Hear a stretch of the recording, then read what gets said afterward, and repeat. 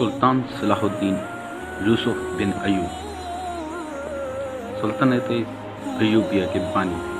وہ نہ صرف تاریخ اسلام بلکہ تاریخ عالم کے مشہور ترین فاتحین اور حکمران میں سے تھے۔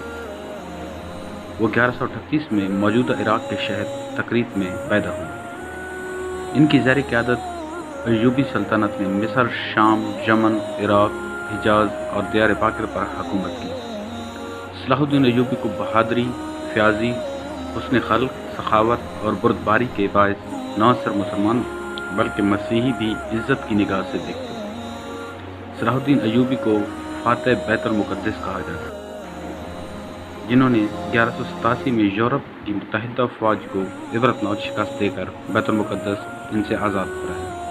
سلطان صلاح الدین ایوبی نسلاً کرد تھے اور 1138 میں کردستان کے اس شہر میں پیدا ہوئے جو اب عراق میں شامل ہے۔ شروع میں وہ سلطان نور الدین زنگی کے ہاں ایک فوجی آفیسر تھے۔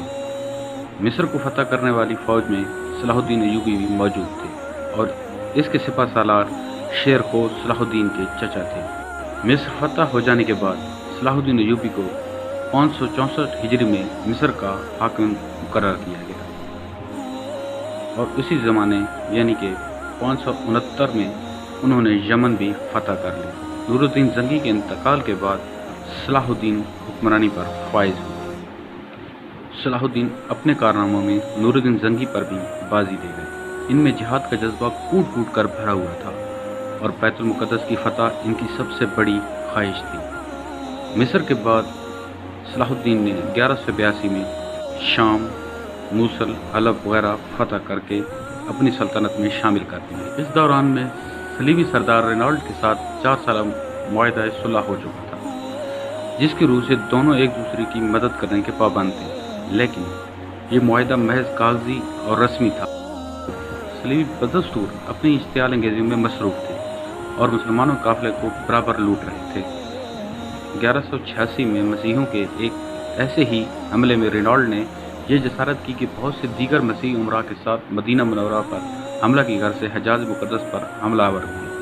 صلاح الدین ایوبی نے ان سرگرمیوں کی روک تھام کے لیے اقدامات کیے اور فوراً رینالڈ کا تعاقب کرتے ہوئے حطین میں اسے جا لیا۔ سلطان نے یہیں دشمن کے لشکر پر ایک ایسا آتش کی مادہ ڈلوایا جس سے زمین پر آگ بھڑک اٹھی۔ چنانچہ اسی آتشی ماحول میں 1187 کو حطین کے مقام پر تاریخ کی خوفناک ترین جنگ کا آغاز ہوا۔